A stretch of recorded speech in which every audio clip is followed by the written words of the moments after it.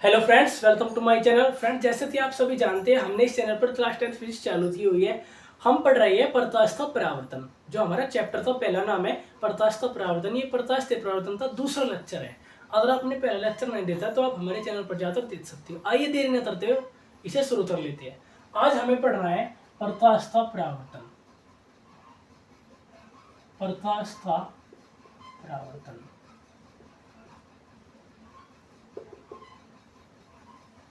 आइए मित्रों, समझ लेते हैं प्रकाश का परावर्तन होता क्या है। एक एग्जाम्पल से समझने का प्रयास करते हैं मित्रों, क्योंकि हमें हमें पता है फिजिक्स का हमारी डेली लाइफ में बहुत सारे एग्जाम्पल है। मान लीजिए आपके पास एक बॉल है। भाई, बैट बॉल सभी खेलते हैं। क्रिकेट आपने बचपन में बहुत खेला होगा। मैं तो अभी भी खेल सकता हूँ, अभी मौका नहीं मिलता, भाई बिजी रहता हूँ थोड़ा। आपके पास बॉल है, आपने क्या किया, बॉल को दीवार पर मारा। तो बॉल क्या करती है, दीवार से टकराकर वापस उसी माध्यम में लौट आती है जिस माध्यम से वो गई थी। तो हम बोलते हैं कि बॉल क्या हो रहा है, किसी सतह से टकराकर वापस उसी माध्यम में लौट आ रहा है जिस माध्यम से वो हमने फेंकी थी। तो उसी प्रकार अगर यही घटना प्रकाश के साथ हो जाए, प्रकाश किसी सतह से टकरा जाए और टकराने के पश्चात वापस उसी माध्यम में लौट आए, तो हम बोल रहे थे कि प्रकाश का परावर्तन हो रहा है। मतलब परावर्तन का मतलब होता है किसी सरफेस से टकराकर वापस उसी माध्यम में लौट आना, परावर्तन कहलाता है। अगर प्रकाश किसी सतह पर पड़ जाए और सतह से टकराने के पश्चात वापस उसी माध्यम में लौट आए, तो हम बोले थे प्रकाश का परावर्तन हो रहा है। क्लियर? तो प्रकाश का परावर्तन क्या है? प्रकाश का किसी सतह से टकराकर वापस उसी माध्यम में लौट आना जिस माध्यम से प्रकाश गया था, प्रकाश का परावर्तन कहलाता है। लेकिन प्रकाश के परावर्तन में आपको एक बात याद रखनी है, सतह का अपारदर्शी होना बहुत जरूरी है। सपोज करो अगर सतह ट्रांसपेरेंट हो गई, पारदर्शी हो गई, तो प्रकाश एक माध्यम से दूसरे माध्यम में चला जाएगा। ये तो प्रकाश का अपवर्तन हो जाएगा। हमें क्या करना है, प्रकाश का परावर्तन कराना है। तो सतह का अपारदर्शी होना आवश्यक है। अगर सतह अपारदर्शी हो गई, मान लीजिए कोई सतह है, इस पर हमने सिल्वर पॉलिश रखी है, सिल्वर पॉलिश रखी है, प्लस रेड पेंट रखता है, प्लस रेड पेंट। हमने क्या किया, सतह तो अपारदर्शी बना दिया। अब क्या होगा, प्रकाश इस सतह पर पड़ेगा और यहाँ से टकराने के पश्चात वापस उसी माध्यम में लौट जाएगा जिस माध्यम से वो गया था। अगर सतह पारदर्शी हो जाती तो प्रकाश ऐसे क्या करता, ऐसे आर पार निकल जाता, तो वो तो प्रकाश का अपवर्तन हो जाता। लेकिन हम पढ़ रहे हैं प्रकाश का परावर्तन। तो प्रकाश के परावर्तन के लिए सतह का अपारदर्शी होना आवश्यक है। अगर सतह अपारदर्शी नहीं है तो प्रकाश का परावर्तन नहीं हो सकता। तो प्रकाश का प्रॉपर परिभाषा हम क्या दे सकते हैं, प्रकाश का किसी अपारदर्शी सतह से टकराकर वापस उसी माध्यम में लौट आना प्रकाश का परावर्तन कहलाता है। बोलो, समझ पाए दोस्तों? अब मैं इसकी परिभाषा लिख देता हूँ, फिर मैं डायग्राम के थ्रू इसके नियम तो आपको मैं बताने वाला हूँ। तो प्रकाश का किसी अपारदर्शी सतह से टकराकर प्रकाश का किसी अपारदर्शी सतह, अपारदर्शी होनी चाहिए, प्रकाश का किसी अपारदर्शी सतह से टकराकर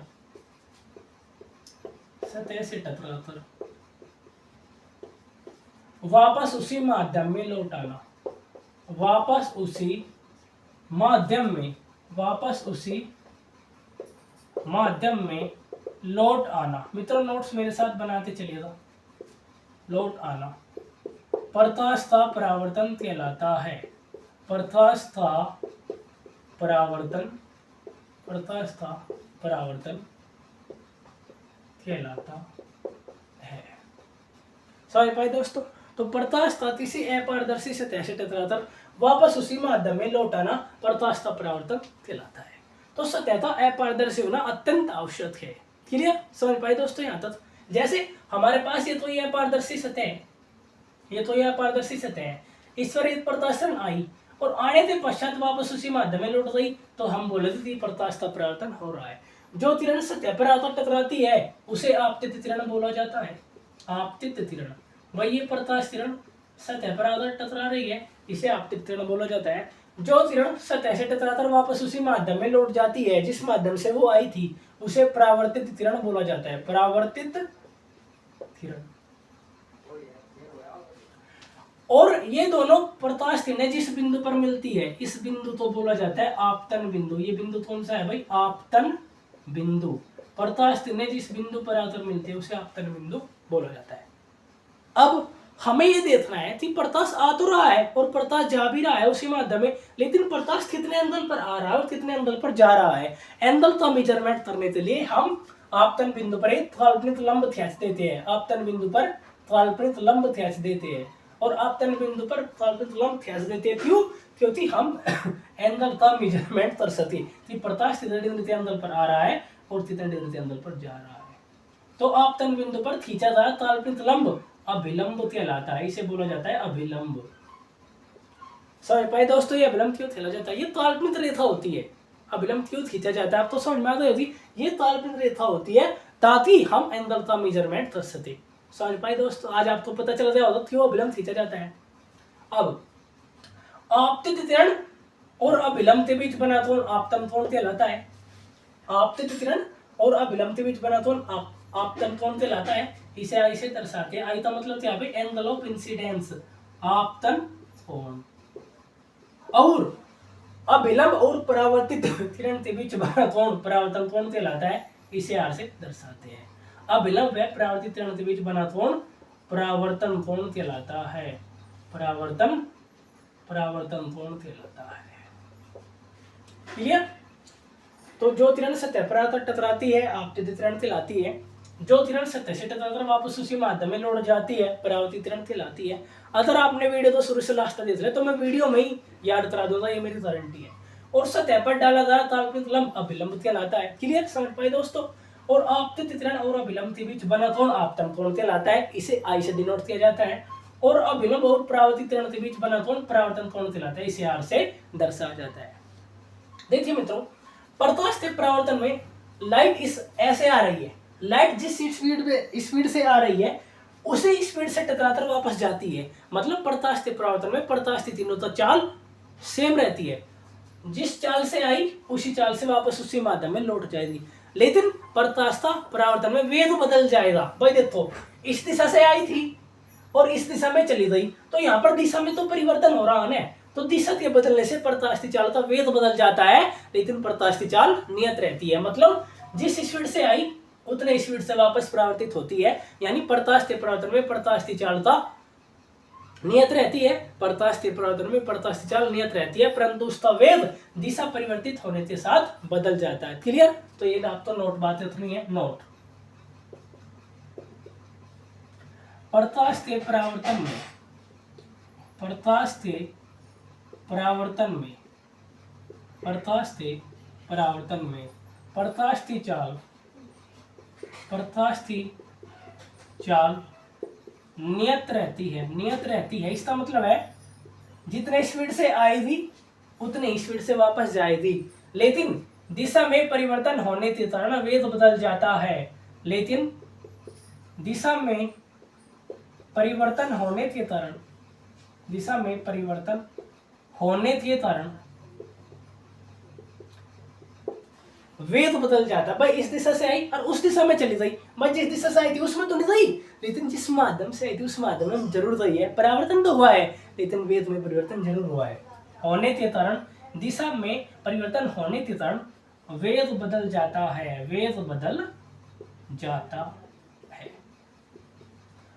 कॉम्पिटिशन पर्पज से बहुत ज्यादा इंपॉर्टेंट है। 10th के हिसाब से इतना इंपॉर्टेंट नहीं है। 10th के हिसाब से आप तो सिर्फ प्रकाश के परावर्तन की डेफिनेशन और प्रकाश के परावर्तन के नियम याद रखना है।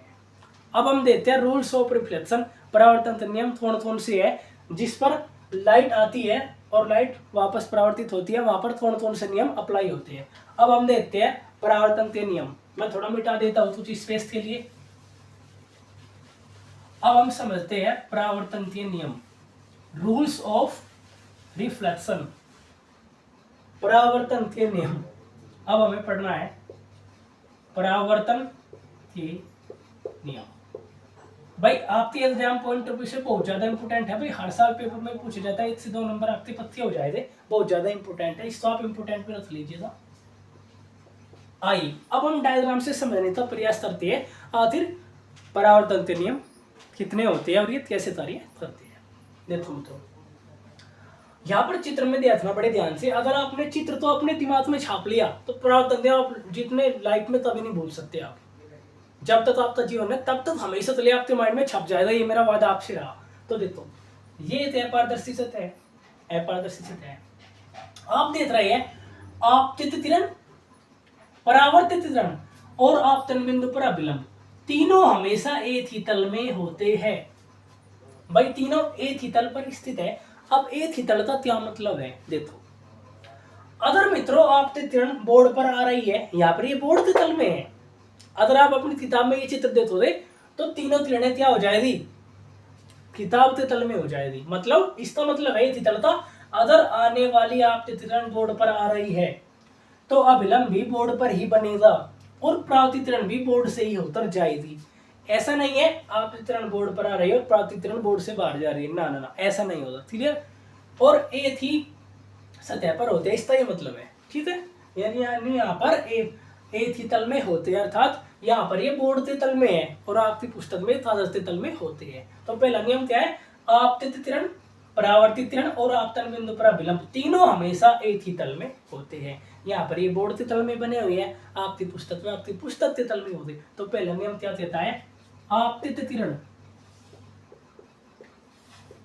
आपतित तिरण, मेरे साथ नोट्स बनाते हुए चलिएगा मित्रों। आपतित तिरण, परावर्तित तिरण, आपतित तिरण, परावर्तित तिरण तथा आपतन बिंदु पर अभिलंब, तथा आपतन बिंदु पर अभिलंब तीनों हमेशा एक ही तल में होते हैं, एक ही तल में होते हैं। और एक ही तल का मतलब मैंने आपको बता दिया।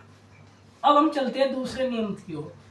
दूसरा नियम क्या कहता है, आपतन कोण I और परावर्तन कोण R हमेशा परिमाण में बराबर होते हैं। मतलब आपतन कोण सदैव परावर्तन कोण के बराबर होता है, अर्थात लाइट जितने एंगल पर अभिलंब के साथ आती है उतना ही एंगल से वापस परावर्तित होती है। मान लीजिए मित्रों तो लाइट 30 डिग्री के एंगल पर आ रही है तो परावर्तन कोण भी 30 डिग्री होगा। ये परावर्तन का दूसरा नियम है। आपतन कोण हमेशा परावर्तन कोण के बराबर होता है।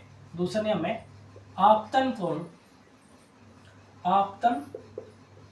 कोण हमेशा अर्थात सदैव ऑलवेज परावर्तन कोण के बराबर होता है, अर्थात विकर्ण से कोण I बराबर कोण R। क्लियर, यहाँ तक समझ पाए मित्रों। अब मेरे बहुत से मित्र सोचते होंगे कि हमने यहाँ पर समतल चित्नी सतह बनाई हुई है, थी परावर्तन तो चित्नी सतह से होगा। मैंने आपको क्या बताया, परावर्तन के लिए एक कंडीशन है, सतह तो अपारदर्शी होना अत्यंत आवश्यक है। भले ही वह सतह चित्नी हो, खुरदरी हो, उबड़ खाबड़ हो, उससे कोई मतलब नहीं है। हमें सिर्फ इससे मतलब है सतह का अपारदर्शी होना अत्यंत आवश्यक है। मतलब अगर सतह खुरदरी हो गई तब भी परावर्तन के नियम कार्य करेंगे, तब भी थोड़ा ही बराबर थोड़ा होगा हमेशा। और अगर सतह चित्नी है तब भी थोड़ा ही बराबर थोड़ा होगा। अगर आप समतल दर्पण की बात करते हो वहां भी थोड़ा ही बराबर थोड़ा होगा चित्नी सतह। लेकिन अगर आप कर्व सरफेस की बात करते हो जैसे अवतल दर्पण उत्तल दर्पण, वहां पर भी थोड़ा ही बराबर थोड़ा R होता है। आप तो याद रख रहे हैं आपतन कोण हमेशा परावर्तन कोण के बराबर होता है। जनरली बच्चा इतिहास होता है क्लास 10th में कि परावर्तन नियम समतल दर्पण पर ही या चित्नी सतह पर ही अप्लाई होती है। लेकिन कोई भी सतह हो, सिर्फ यहाँ पर क्या मतलब है, अपारदर्शी सतह होनी चाहिए, परावर्तन नियम हमेशा वैलिड होते हैं। अवतल दर्पण तथा उत्तल दर्पण में भी वैलिड होगी। क्लियर, यहाँ तक समझ पाए दोस्तों। अब बात आती है कि भाई इसका यूज कैसे है। इसका यूज यहाँ पर है, इस पर मुतल बन जाते हैं बहुत सारे। भाई एक प्रकाश तरंग अभिलंब के साथ इतने डिग्री तल बना रही है तो परावर्तन कोण का मान क्या होगा, अगली क्लास में आपको ये बताने वाला हूँ। यानी परावर्तन नियम हर तरह की सतह के लिए वैलिड है, ये आपको बात कर रही है। परावर्तन नियम हर तरह की सतह के लिए वैलिड है, चाहे सतह खुरदी हो चाहे सतह चिकनी हो। तो नोट लिखा दे इसमें, नोट परावर्तन के नियम